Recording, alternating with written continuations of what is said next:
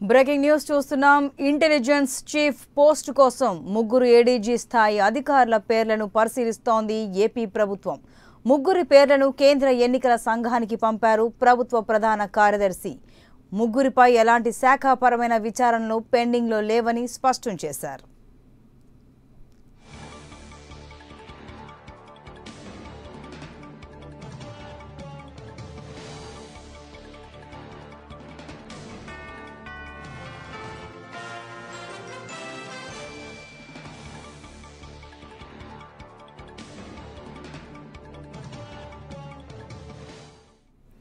Intelligence chief post కోసం ముగ్గురు ADG స్థాయి అధికారుల పేర్లను పరిశీలిస్తోంది ఏపీ ప్రభుత్వం.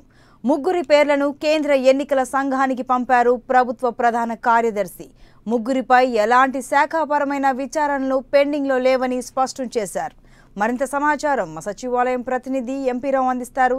ఎంపీరావు, చెప్పండి. ముగ్గురు ఏడీజీ స్థాయి అధికారుల పేర్లను పరిశీలిస్తున్నట్టుగా తెలుస్తోంది ఏపీ సర్కార్. అయితే ఎవరి పేరుని ఖరారు చేసే అవకాశాలున్నాయి? వివరాలు ఏంటి?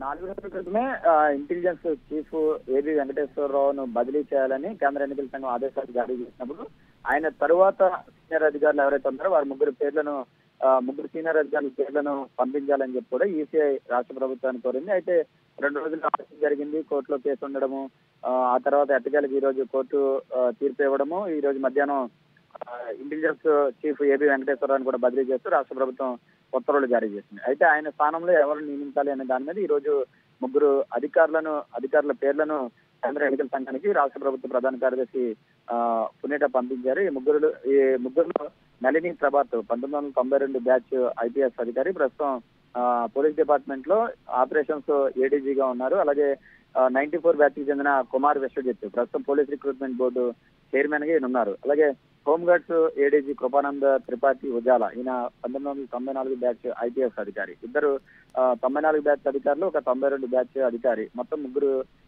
ఐపీఎస్ అధికారుల పేర్లను, ఈ ముగ్గురు కూడా అడిషనల్ డీజీ ర్యాంక్ స్థాయి అధికారులు. ఈ ముగ్గురు పేర్లను కూడా కొద్దిసేపటి క్రితమే కేంద్ర ఎన్నికల సంఘానికి పంపించారు. ఈ ముగ్గురులో ఎవరో ఒక్కరిని కేంద్ర ఎన్నికల సంఘం ఇంటెలిజెన్స్ చీఫ్ గా ఖరారు చేయనుంది. ఈ రాత్రికి దీనికి సంబంధించి అధికారికంగా ఉత్తర్వులు కూడా వెలువడే అవకాశం ఉంది. ఈ ముగ్గురి మీద కూడా ఎలాంటి శాఖాపరమైనటువంటి విచారణలు కానీ, ఎలాంటి అదర్ అప్లికేషన్స్ కానీ ఎలాంటివి కూడా పెండింగ్ లో లేవని కూడా స్పష్టం చేస్తూ సిఎస్ నేత కేంద్ర ఎన్నికల సంఘానికి ముగ్గురు పేర్లను పంపించారు. అయితే ఈ ముగ్గురులో ఎవరో ఒకరు త్వరలోనే ఈ సాయంత్రానికి ఒకరి పేరు ఖరారయ్యేటటువంటి అవకాశం ఉంది. ముగ్గురు కూడా చాలా సీనియర్ అధికారులు, అడిషనల్ డీజీ ర్యాంక్ అధికారులు. అయితే ఇంటెలిజెన్స్ చీఫ్ గా పనిచేయడానికి ఐజీ స్థాయి ర్యాంక్ అధికారి సరిపోతుంది.